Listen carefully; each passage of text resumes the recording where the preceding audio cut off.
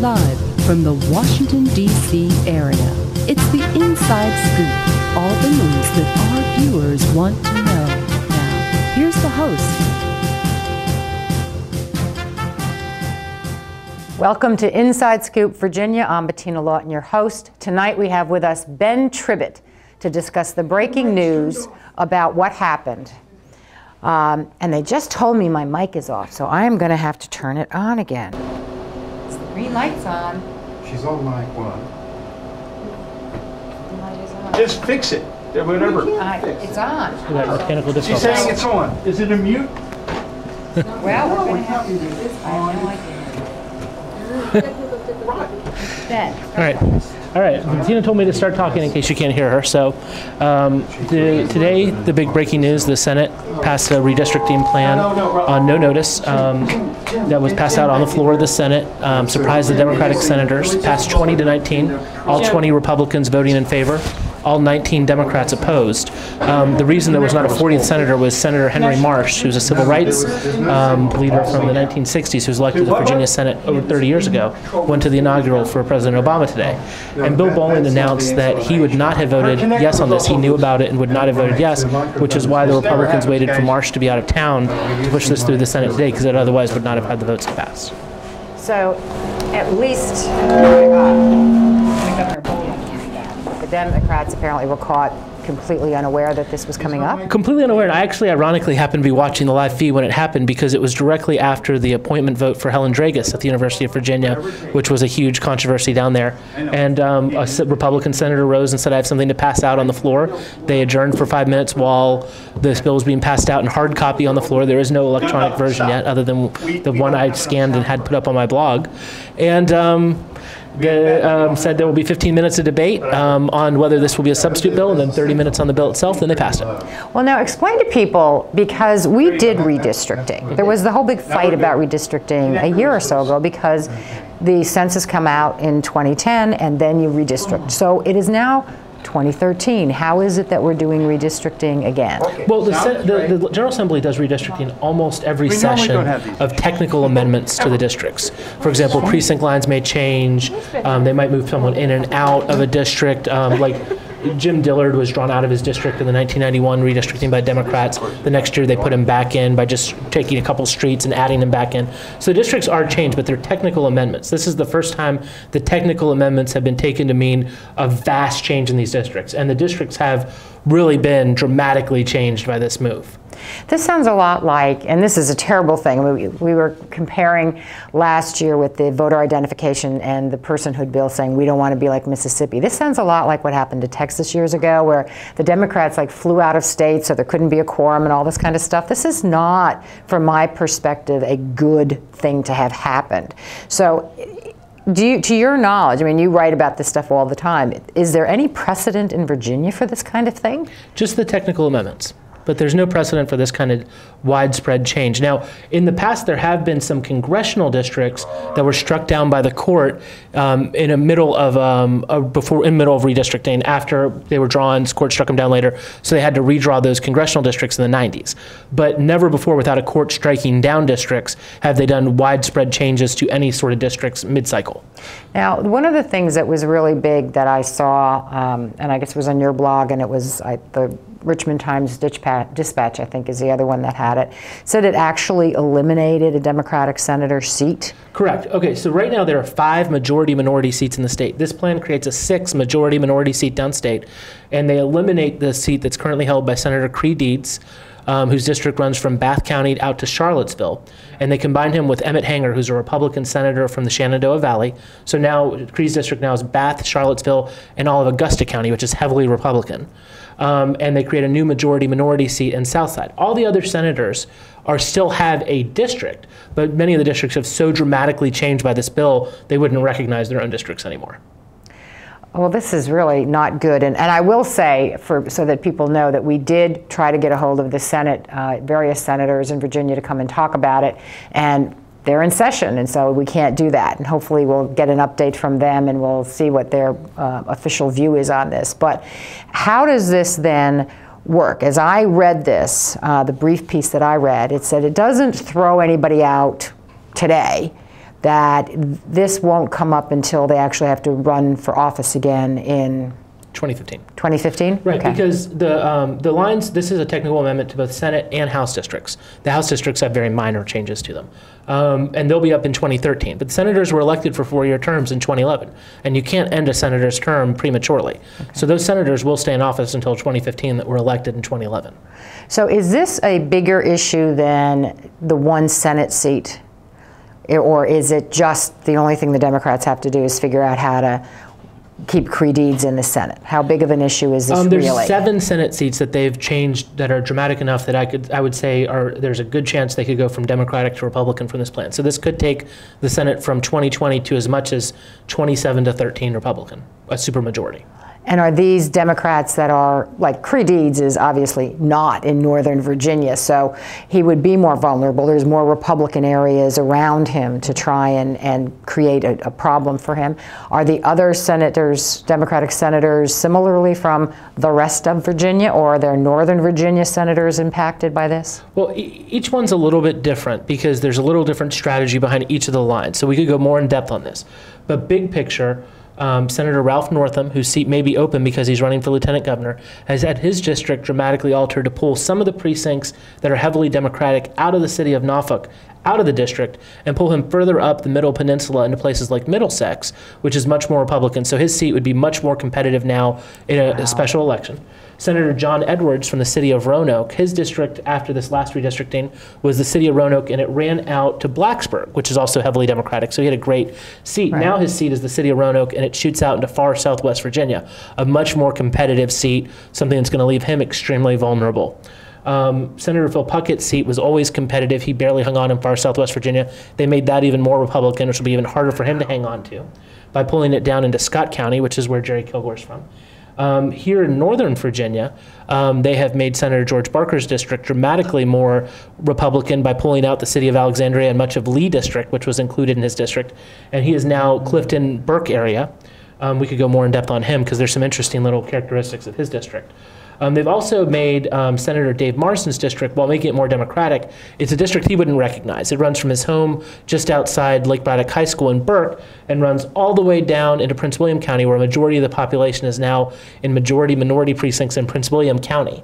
I'm not sure if the district as a whole is majority-minority, because it does run a little bit into Fairfax, but it's now a majority Prince William seat. Wow. Toddy Polar's district has changed pretty dramatically. She's now back to where she was in the 90s in Lee and Mount Vernon.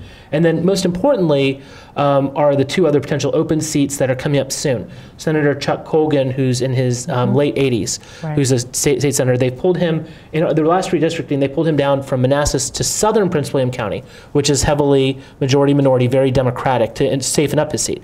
Now they've blown out many of those majority-minority seats in southern Prince William in the Woodbridge area and pulled him up in the Manassas area to the areas highly growing on Route 66 in Manassas, which are much more Republican. Those are areas that were represented by Bob Marshall, for example. Oh, wow. So very dramatically politically different. And then Mark Herring is out of Fairfax County now, out of the Herndon area, where right, and out into pulling out some more Republican precincts in Loudoun, in case he's elected Attorney General, where they could pick up that seat as well. Wow, that is a lot of Democrats at risk. A lot. And some of these... And that doesn't even start to go into the potential primaries from some of the ones that were dramatically altered as well. Right, because somebody like, for example, Dave Marsden, if it's mainly a Prince William seat now... Someone may want it from Prince William. Very interesting. This is very interesting. So you said there were a lot of things about George Barker, some particularities about that redistricting. What was that about? George has been somewhat of a thorn on their side. He was very involved in doing the initial redistricting. Right, and I think they've given him a little payback here, okay, for having drawn them out of some of their seats. What's interesting about it is I think the Republicans that, there's so few of them now in Northern Virginia, and they had to keep this secret.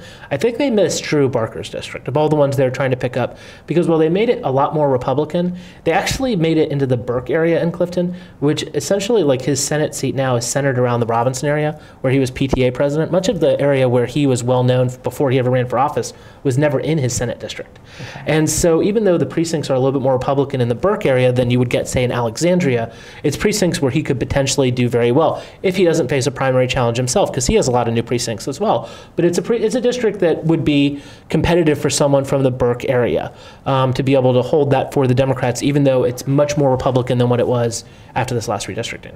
Well, this sounds like a mess, although they have 3 years notice so that it's not like you just found out you have all these new precincts that you're going to end up representing, to try and figure out a way of getting better known in the areas where they're not currently particularly well known. Well, now, Bob McDonnell, I saw some quote from Bob McDonnell, Governor McDonnell, saying, gee, I didn't know this was coming. How credible do you find that if Lieutenant Governor Bowling knew it was coming? Lieutenant Governor Bowling didn't say when he knew it was coming. He may have known as it was coming to the floor. Okay. It may have been today. I'm sure Bob McDonnell heard something today. I'm not sure if it was known before or not. We don't know that. Is there any chance, because it was not drawn today though. These are very well drawn districts. So this is something that was some people spent a lot of time planning. So do you think, sort of, because we're going to be going to break here in a couple of minutes, but do you think that Governor McDonnell will veto this? No. So even though his public statement was, oh, this is not what I want to focus on, I'm about transportation, whatever, this is such a good deal for the Republicans. McDonnell will not veto a supermajority Republican majority in the state Senate. Well, I just thought I'd ask, because you never, he's got national aspirations, and this is such a sort of underhanded thing to wait until somebody's out of town to bring it to a vote. The longest serving African-American Democratic senator who's a civil rights pioneer from the 1960s was Doug Wilder's law partner in Richmond. And wait until he's at the inauguration of the first African-American president, his second inaugural, to try to pass through a bill so that he's not there to vote and cast the deciding vote against it on Martin Luther King Day. It's just like, look, the Republicans will do anything. I mean, like, that's clearly what you'll get from this. Like, the media doesn't, the bad press, that's not, none of these things bothered them apparently, so. Yeah, there's a whole lot of really bad symbolism in the timing of doing this. Sure. We've just got to sort of put that out there and say, I don't know, redistricting in Virginia is under the Voting Rights Act. Any thought about whether, because they've created an extra majority-minority district. It should sail through Voting Rights Act concerns, because there is a 6 majority-minority district now. And of course, when you create majority-minority districts in the South, what you're doing is creating much more Republican districts adjacent to. Okay. So, and that's why they're creating a 6 majority-minority district, is it makes everyone else a little bit more Republican around them. Great, just what we need. Well, I appreciate you coming over today, because you came over right when I called you and were willing to come in and talk about this. Watch Not Larry Sabato. Go up to the blog, search for Not Larry Sabato, because that's Ben, and he's going to continue covering this, and we'll see how it shakes out. And I'm sure we were going to have more commentary on this in the month or so to come. Stay with us. We'll be back.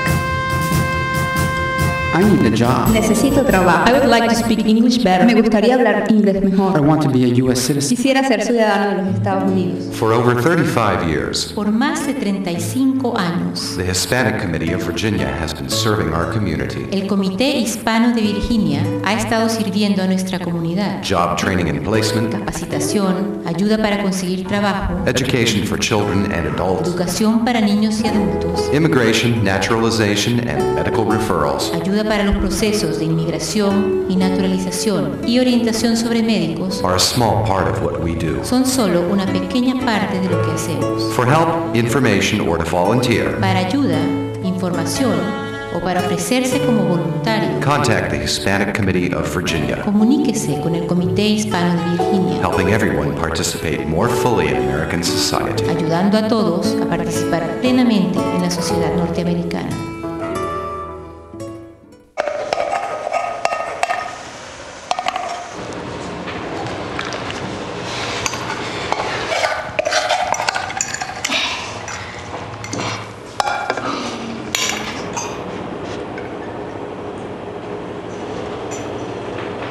Hey Lena, where's yours?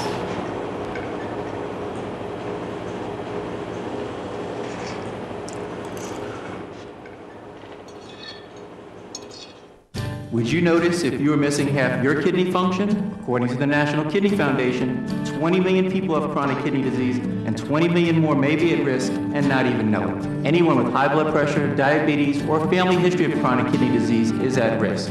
Early diagnosis is vitally important. To get the whole story, talk to your doctor and visit the National Kidney Foundation at kidney.org or call for a free brochure. Because when it comes to chronic kidney disease, you might not know the half.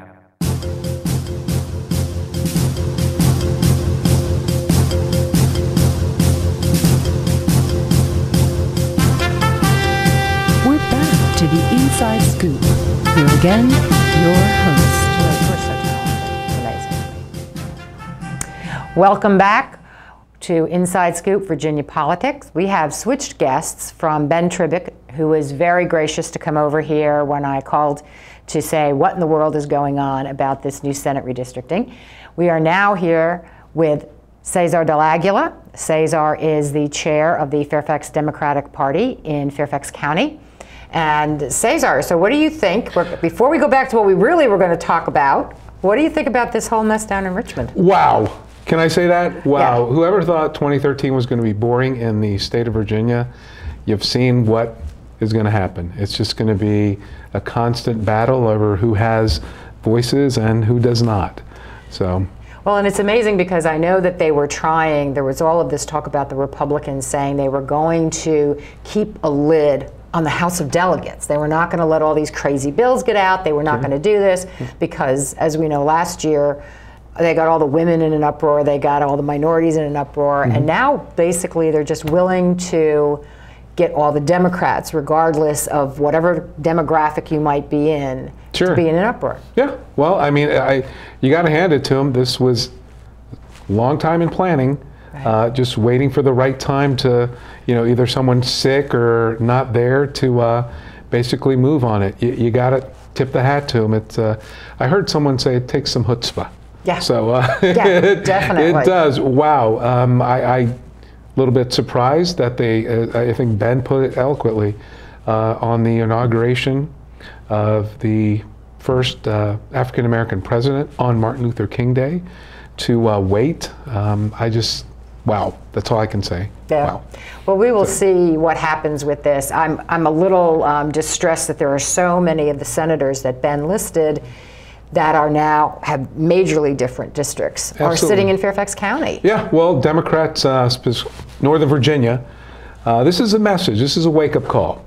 2013, we got to have big turnouts in Northern Virginia. We've got to have big turnouts for Democrats, and that will make a difference. I mean, I haven't looked at it as in detail as Ben has, but we got to look at where those seats are, in the next election and after that. Look at what the demographics are. But we've got some work to do this year, so we can't lose focus of that. Well, we're going to see if the technology is going to work, because we have a clip, an interview that I did about a week ago with Charnel Herring, who is our new leader, our new leader, the new Virginia Democratic chair, on what the DPVA, the Democratic Party of Virginia, is looking at this year. So we're going to see if we can play this and get it to work right. Technology is not my forte, as everyone knows, so let me see if I can do this. Oh, there's no sound. Well, that doesn't work really well if there's no sound. So we're not going to even try, although you can see we're having a great time together. And I'm assuming, since I hear no sound, and let me see, maybe it's this little thing over here they want me to turn on. Any pressure on you? There is sound.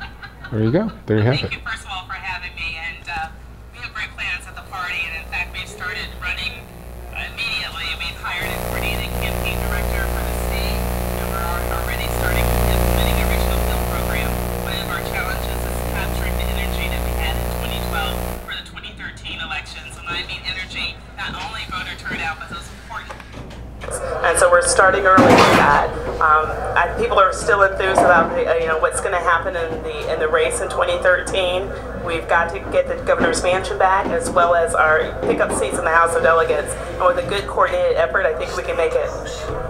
Excellent. One of the things that I think people don't realize when you talk about getting the governor's mansion back, all of those federal voters who were all upset about the long lines and all the problems in voting, all of that is determined by the party of the governor.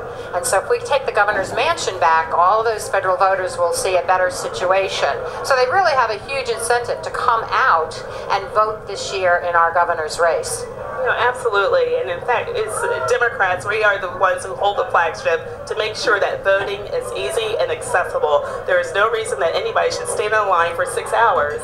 It's a form of discouragement for voters. And, you know, people have families, they have jobs, but, you know, they want to vote. And, you know, I think it's wonderful that people are out there standing, but it doesn't have to be that way. And it doesn't really matter what party you vote for. I want people to vote. And that's why I think it's wonderful being a Democrat, because we believe in the vote. We believe in people having access, and that's what's important.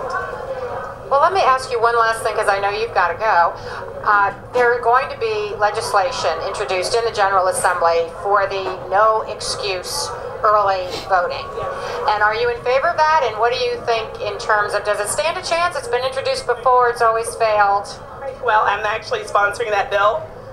Does it stand a chance? Well, I hope it stands a chance. I'm always hopeful. But being honest, we've got to change the composition of the House of Delegates. Right now, the Speaker is able to select who sits on that committee, and the individuals are on that committee right now typically vote down that type of bill. So until we're able to pick up seats in the House and have more votes on that committee, we won't see a change. So again, it's important people get out and vote, but it's also important for that people volunteer for the Democratic Party so we can do this. Well, thank you for taking the time, and it certainly has stressed the importance of people remaining involved in voting in 2013. Delegate Charnel Herring, Chairwoman of the Democratic Party of Virginia, thanks so much for taking time. Thank you. So she's raised a couple of issues. And what do we do with this? Part of it was this capturing the energy from 2012. Yeah.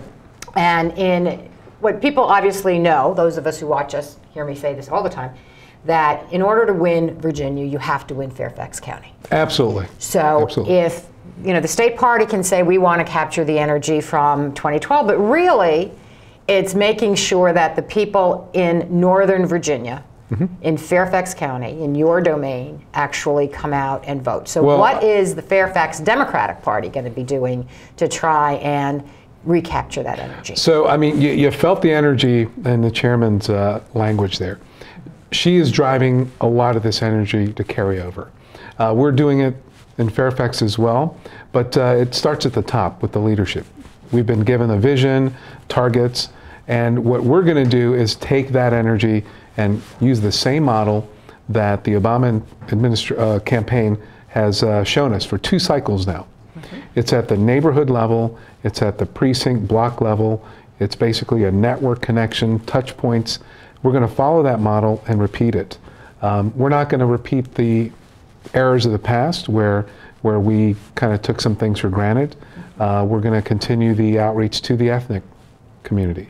We're going to address some of these issues on Election Day. And quite frankly, we're just going to carry the message to the infrequent voters that come out in presidential elections but stay home. We've got a special message targeted for them.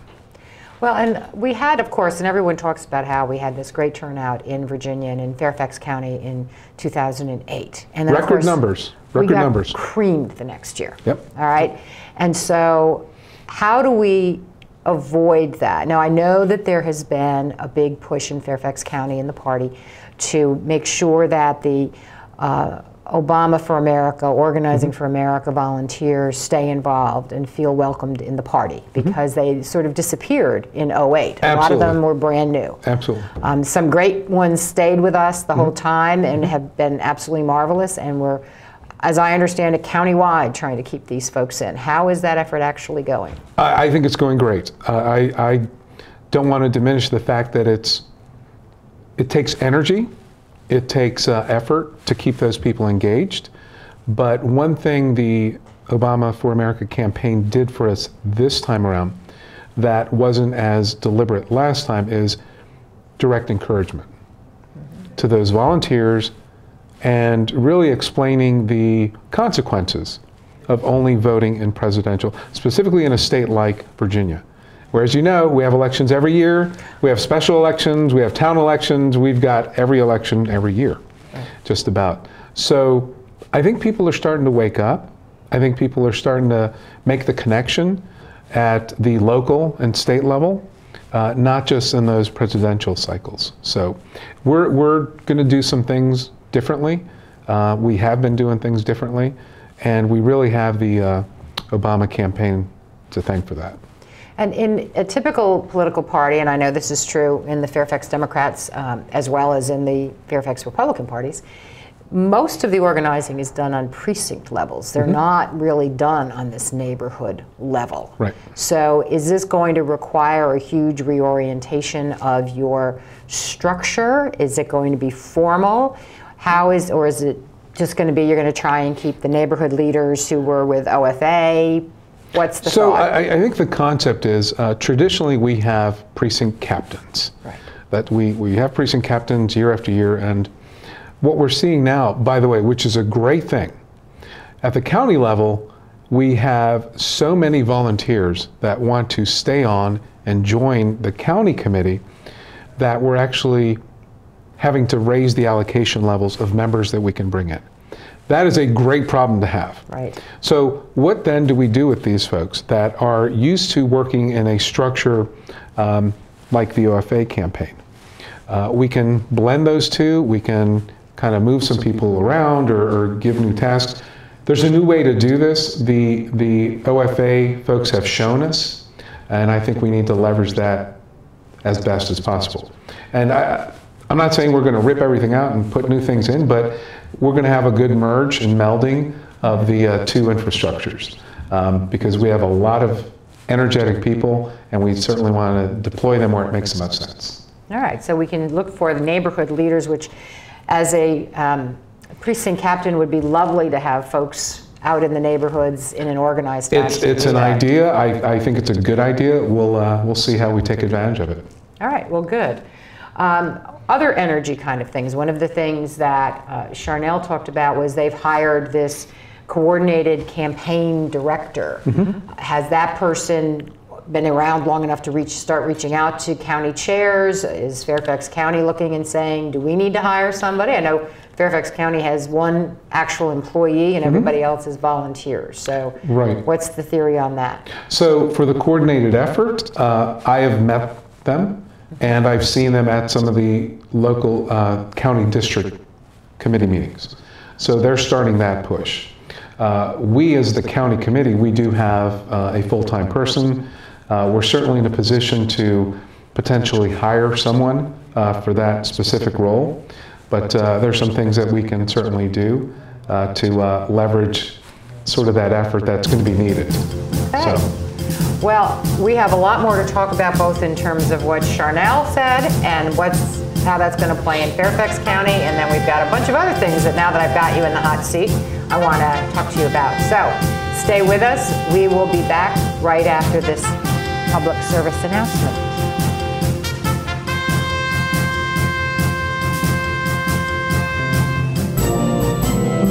Too many women get hit by their boyfriends and husbands. Too many women are pressured into having unprotected sex.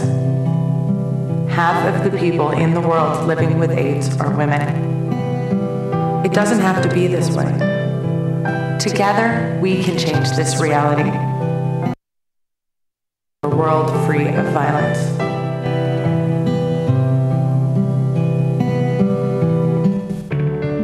At Volunteers of America, we don't just give kids a way to stay off the streets. We give them the tools they need to reach their full potential. We don't just help the elderly receive needed care.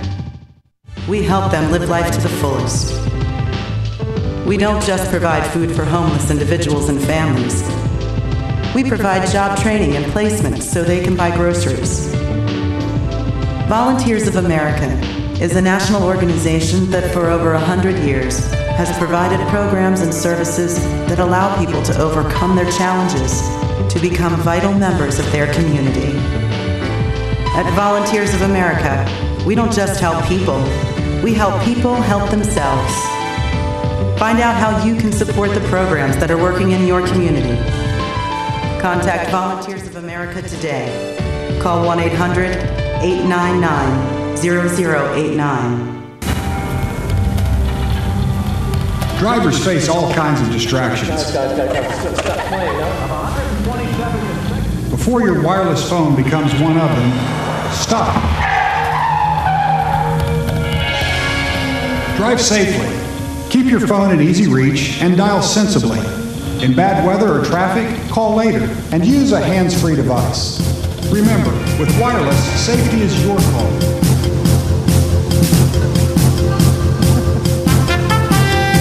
We're back to the Inside Scoop.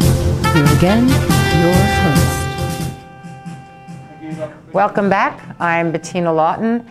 This is Inside Scoop Virginia, and with us in this segment, we continue with Cesar Del Aguila, who is the chairman of the Fairfax Democratic Party. And when we left, we were sort of talking about the things that Charnel Herring, who is the chair of the DPVA, said is important to the state. And what I wanted to find out is how are we doing in Fairfax County, since we are the most important piece of the state in terms of Democratic votes. So one of the things that she talked about was voter identification laws and making the need to make voting easy and accessible. And that certainly didn't happen in the last election. There were lots of lines in Fairfax County and in some of the other adjacent type counties in Fairfax. So what are we doing? What's going on in that area to try and fix those problems? Well, as a county committee, we're going to address some things with the local Board of Supervisors. We're going to talk to some of our electeds. It's painful, having gone out on election day, to see some of the precincts have 4, 6, 8-hour waits. This is Fairfax County. Right. There's no reason people need to wait that long. We determined that there were certain things that contributed to that. Some very heavily minority precincts still had the old manual poll books. So you had basically people flipping through paper to find people. You know, A through K in this line and L through Z in the other line. But what happens in the ethnic community is, you know, you'll have Juan Lopez Rodriguez Martinez show up. Well, what's his last name? You're a Korean citizen and your name is Shin Chur Nguyen. What's your last name? So a lot of these folks have names that are transposed. So they've stood an hour in this line, they now have to go in the other line and stand. This is even before they get to cast a ballot. And if they can't, they have to do a provisional, and it's just, it compounds itself and backs things up. The other thing that we're going to address is the early absentee.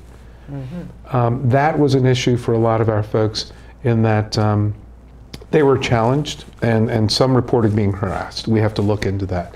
Because the law states that as a voter, you come in and you check your reason for voting early. Absentee. That's it. No one can question you on that. No one can challenge you on that. No one can deny you that chance to cast that early absentee ballot.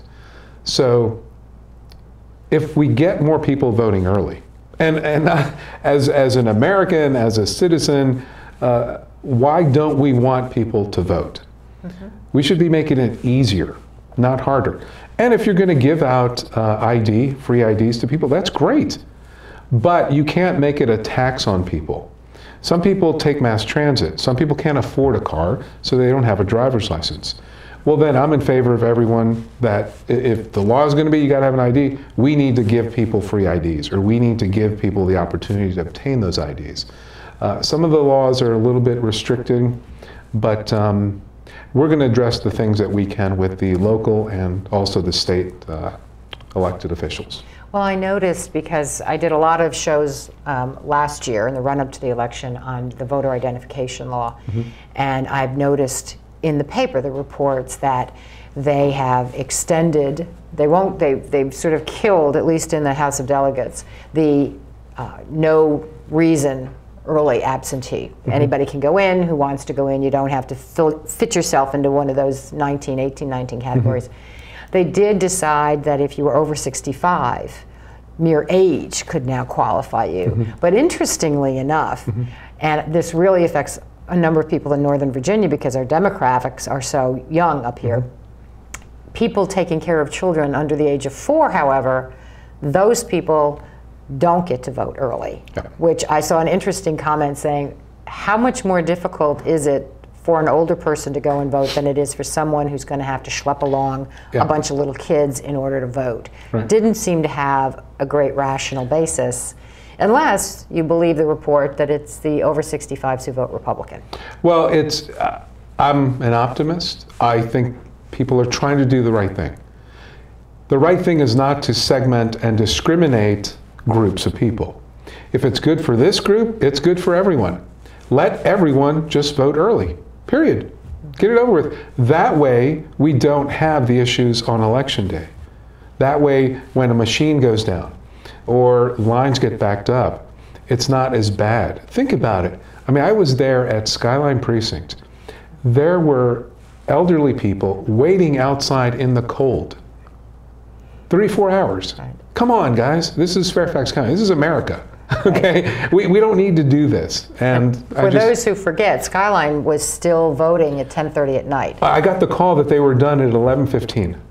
Yeah, that They'd doesn't closed make it. Yeah, come any on. sense at all. We can do better. And it's my expectation that as a county and as a state, we will address these issues by November and certainly by the next presidential cycle. We have to do this. Well, we really need to, though, get it done this year from the Democrats' perspective in any event, because this is the year with the House of Delegate elections. The entire House of Delegates is up, and this is, so, and every vote counts because it's not a federal year, and so making it easier for people to vote in a non-federal year would tend, I would think, no studies to support this, but my own personal opinion would seem to say that it would encourage people to vote, and the number of people voting would go up. Well, let me tell you, it should, but it doesn't always follow that logic. But I think what drove, in my opinion, the historical turnout with the ethnic group, the minorities, was they saw some of the targeted rules against them to try to diminish or somehow take away their right to vote. If people keep going down that path, they'll see the same response. For every action, there is an equal and opposite reaction. Witness the result. 2 election cycles, the ethnic groups came out in record numbers. And that's not just because of the population increase. As a percentage, they came out. All right, and that's, you think, is sort of the, if you tell me I can't do it, then exactly. I'm going to make sure I do. I'm one of those people. All right, so what is the, are there any plans in Fairfax? Does the Democratic Party participate? I recall reading that there's a task force to address this issue. Are you on it? I'm on the task force. You're on the task yes, force. I was appointed by Chairman Bulova, thank you. And I'm going to input, as other members are, my Republican counterparts on there. And I'm optimistic. You know, we've had a couple meetings now, and we're making progress on the things that, you know, collectively we need to do to make voting easier in Fairfax. And hopefully, some folks in Richmond see some of the ideas and legislate to them. Now, is there a deadline that says, for this task force, that says you must report out your recommendations by such and such a date? We're shooting for March to get it into the budget projections for the April-May budgeting cycles. And as I understand this task force, and actually the way the Fairfax supervisors work, the task force itself can't make any changes. These are just going to be recommendations. Correct. To the Board of Supervisors. And then it's going to be up to the Board of Supervisors to say, we like this one, we don't like this one, I'll allocate funds here, I won't, or great idea, not doable. And as a task force member, I think I can share, because it's public record, we're basically putting in things, the ideal, like to have nirvana, and the things that, you know, nice to have, gotta have, and, you know, might add some value. So okay. I'm really happy. We've got 2 co-chairs on that, and I think we're heading in the right direction. All right, terrific. So those people who normally may not pay attention to the Fairfax County budget deliberations in those public hearings need to pay attention to that if they are interested in the voting rights, long lines, avoiding the problems, because it's sort of, someone said, some wise politician once said, that your budget actually reflects your priorities. Absolutely, absolutely. And I love how Chairman Bulova framed it. It was a election process improvement task force. So it didn't focus us on one thing. It looks at the entire process. So what you'll learn is there's a lot of manual human intervention. Maybe we look at reducing that in the process. Maybe we increase how we compensate election officials. I mean, there's a lot of things we can do there. But I like that it's been framed to address the entire voting process from beginning to end. Okay, good. Hopefully we will see some positives in that. This voice is going to be talking to it, absolutely. All right, well, good. Well, one of the other things that in Fairfax I know a number of people are working on, and Charnel Herring mentioned it when she was talking, was the need to change the composition in the House of Delegates. Now, from the Democratic perspective, of course, we only have 32 or 33 votes. So it is essentially a veto-proofed House, because the Democrats can't stop anything. A number of those Republicans are in Northern Virginia, but only 5 of them, as far as I could tell when I was looking around this afternoon, are actually in Fairfax County. So what is the idea? There are people who, there's going to be a Democratic primary to have someone run against Tom Rust, which is out in your area, out in Herndon. Right now, he used to be the mayor of Herndon. I hear he's got great constituent services. Yeah. How's that going to go? He's also got $114,000 in the bank, so he's got a lot of money. Hey, Tom's going to be tough. These other Republican-held districts are all going to be tough. I think, again, how you win this is back to basics. It's a ground game.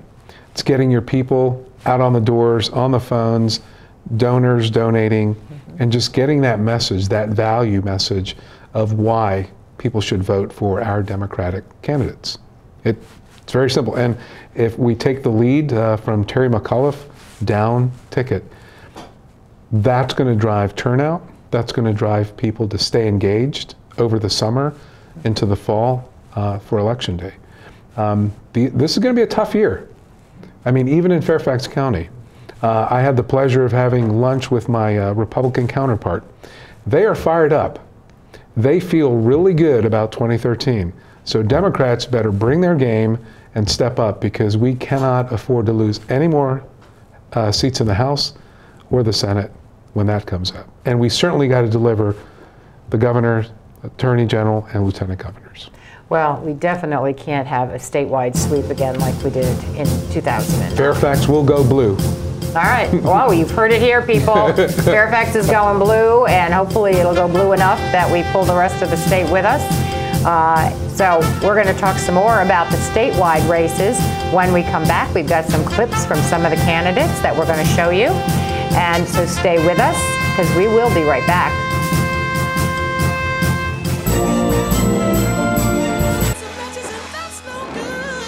Listen to smoke before you give it a try. Only you. Don't play with matches.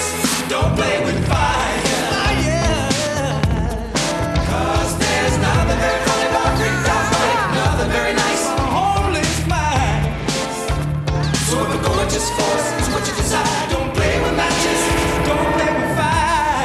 Only you can prevent wildfires. Fire. Just wash your car at home. When I wash my car, everything runs down the street and down into the storm drains. With all the chemicals and the soaps and waxes, the last thing I want to do is poison my own drinking water. At least here, it's all contained and recycled on site. That's why I also take my car in for oil changes instead of doing it myself.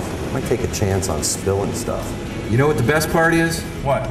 More time to kick back and watch the game. How far would you go to protect the planet?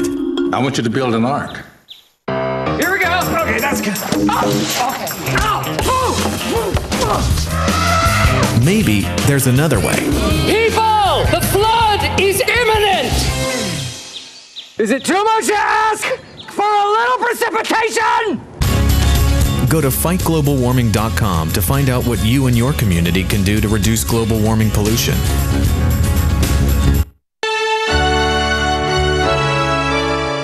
Somewhere around the world, there are men and women of the armed forces risking their lives, helping rebuild communities after natural disasters, collecting toys for needy children, tutoring kids in school. These are your sons and daughters who work to keep us safe, secure, and free. Dedicated men and women who put their country first.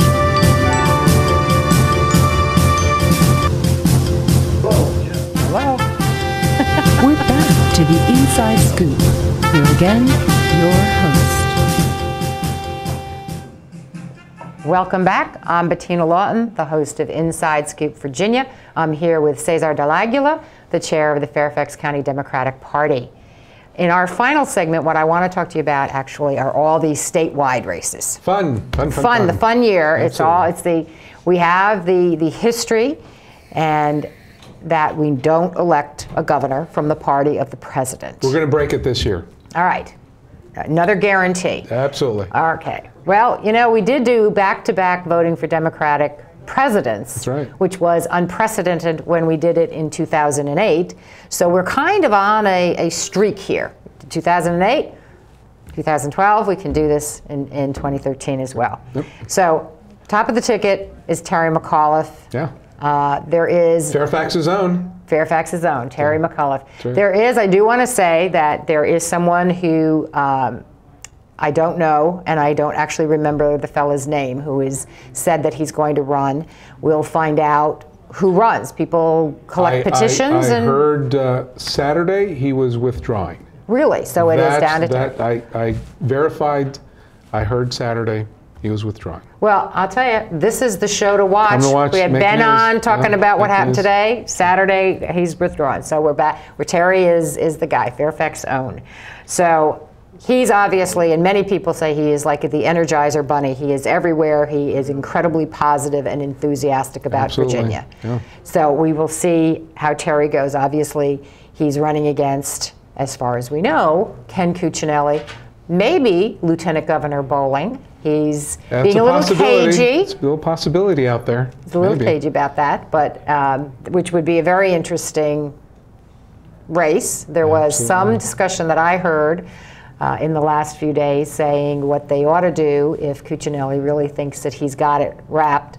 They ought to just do it by a primary. Apparently, under the rules, if you run in a party and you lose, you can't, and you run in a primary and lose, you can't run as an independent, and that would be a way of clearing out Lieutenant Governor Bowling. Well, that's up for the Republicans to decide. Let them decide that. We are going to line up behind our candidate. And let me tell you, there's no one that has worked harder to get Democrats elected than Terry McAuliffe. He has been on 460 some events. He is stumped for everyone across the Commonwealth. And we're behind him, we're charged up, we feed off his energy, and he's got the right ideas. And when people hear him, when people talk to him, they get why he's so successful. He's a business guy first. That's where he comes from, that's his background. And he's not about social issues like the other side tries to drive home. Terry's about what makes sense for the families and the businesses in the Commonwealth. Okay. We have another candidate for lieutenant governor. We've got a primary for lieutenant governors, Anish Chopra, who was both Tim Kaine's technology guy in the state, and then went and became the first technology officer of the United States for President Obama. He is running for lieutenant governor, and he will be coming on the show sometime in April, I think. We're trying to work that out to get him to come on up and be on the show. And then Senator Ralph Northam, who Ben mentioned earlier as one of the senators who apparently is getting his district significantly changed. And back at the Road to Richmond, which is an event that is held here in Fairfax County on the first Sunday, I think, of January, Ralph Northam was there, and I had an opportunity to talk with him, and so we're going to see if we can find that and start it. And as I say, I am not the expert here by any means. We are here with Senator Ralph Northam, and we're going to be talking with Senator Northam about two things: what his issues are down in the General Assembly this year, and his race for Lieutenant Governor. So welcome very much to the show, Senator Northam. First, I want to ask you, because you're not a Northern Virginia-based senator, what do you represent? Who do you represent? I think it's a big district from what I remember. It is a large district, and thank you, Bettina, for having me here to Northern Virginia, but I represent the 6th Senate District, which is the Eastern Shore of Virginia, Accomack and Northampton counties, most of Norfolk, a little bit of Virginia Beach, and then the entire county of Matthews. All right, so I knew it was a lot of places where I did not actually know where they were. So, well, I'm glad that you're here. Now tell us what... Now I'm going to stop it there because it started early, despite what my technology people told me I could do, because I really wanted it to go directly to where Ralph Northam was talking about his running for office. I can say, because I did look at it, that what he is looking at, as we all are, and given the areas that he represents, as everyone just heard, with Norfolk and places like that, one of his big issues is going to be transportation and education. He is also an educator. So I think that'll be an interesting race because it's very different from Anish's perspective. Anish talks about technology a great deal and has some very interesting ideas on how to solve some of our problems by making information more available and transparent, and I think that's going to be a very exciting race. Yeah, I tell you, as a Democrat, I'm really proud, and quite frankly, we're lucky. We've got two quality candidates. It's a win-win with these two gentlemen, both Anish and Senator Northam. Let me tell you, either way, we're going to come out on top. I think both the candidates certainly know what the priorities should be in the Commonwealth, and especially how it affects Northern Virginia, because we deal with a lot of issues that are basically unique to us. And I think, again, it's a win-win. Either way, we're behind both these gentlemen. Well, I'm going to see if I can pull up, and this, of course, means I'm going to try and do technology on the fly. That's impressive.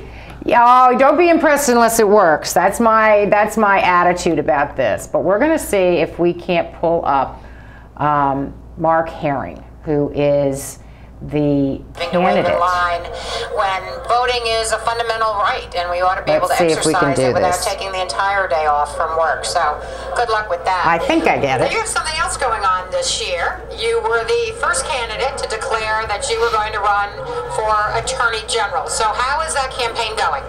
We're off to a great start, and the Office of Attorney General occupies the central intersection between law and public policy. And our current Attorney General, Ken Cuccinelli, has done tremendous damage to the office with a lot of the actions and opinions he's taken. And he's injected a lot of ideological politics into his decisions and his actions.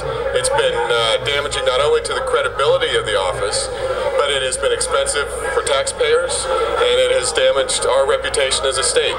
And I've got the right know-how and experience to repair that damage. Well, tell us what some of that is, because I know you're a state senator. Everybody knows you're a state senator.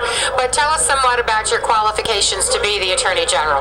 Sure. Well, in terms of just some of the actions that he's taken by way of example, filing suit against researchers at UVA because the Attorney General disagreed with the conclusions that they was drawing from the research. It's not only expensive to taxpayers, it was downright un-American.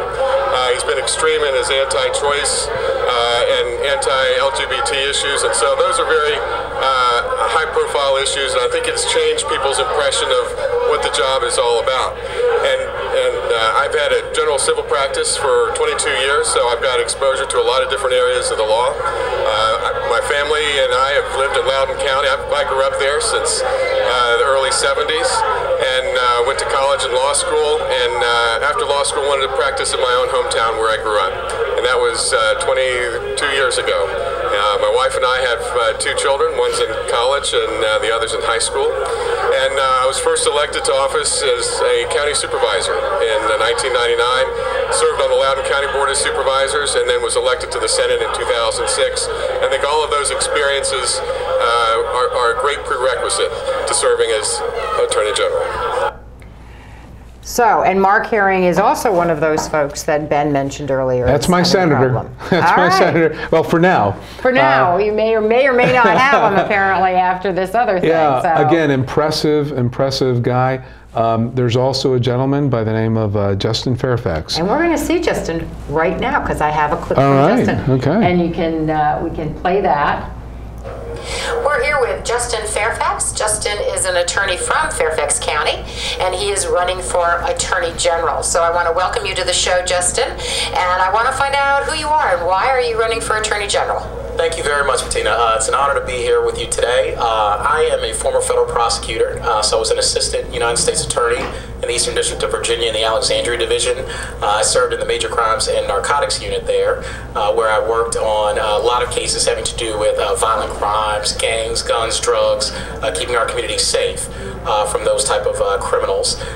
Prior to that, I was in private practice at a law firm in D.C., Wilmer Hale, where I did large-scale litigation on the white-collar criminal side, representing banks and corporations, and did work there, and I clerked for a federal judge prior to that. So that's my legal background and experience. I went to Duke University undergrad, went to Columbia for law school, where I was honored to be a member of the Columbia Law Review. My wife and I live in Fairfax County, as you mentioned. She is a dentist, and we own a family dental practice that's located in Fairfax. We bought it about 5 years ago, so we're very fortunate to also be small business owners. So that's. Why did you decide to leave the U.S. Attorney's Office? I mean, what made you decide to leave that to run for Attorney General? It's a great question, and in fact, in many ways, it's the same thing that motivated me to leave Wilmer Hale to, in fact, go to the U.S. Attorney's Office, and that really is my passion for public service. I loved my time at the law firm, and I really loved my time as a federal prosecutor. So it's one of the hardest jobs I've ever had to leave, because I felt like I was making a difference every day in people's lives by keeping communities safe and keeping families safe, thereby giving them opportunity to achieve their dreams. And that is just a little bit of the interview with Justin Fairfax, who's also going to be coming on the show. We're going to get everybody on. Mark Herring's coming on, Justin Fairfax. We're in a great spot. We got impressive candidates. We've got great candidates who are going to be running and running hard. Yep. I think people will see. We've got, of course, Senator Ralph Northam and Senator Mark Herring are stuck down in the Virginia General Assembly dealing with the nonsense that Ben was telling us about. The other folks are up and around, and people can take a look and meet them wherever. And we certainly encourage everyone to do that, because they are amazingly impressive candidates. Yeah, and as a committee, we're staying neutral, but I will tell you, Terry's the guy. It's been official. I want to pass this Terry McAuliffe button to you. McAuliffe button, all right. You wear it proudly. I definitely will. He is a fabulous person, and his energy level, I always sort of walk away thinking, I need what are the vitamins that Terry's on, because he is absolutely dynamic, and that's what we need. That's going to carry us as a governor. Yes. So I want to thank you for coming. Cesar, was a little crazy today with the developments down in the Senate and with our technological challenges tonight, but I always appreciate having you on. So thank you all for tuning in, and we will catch you the next time.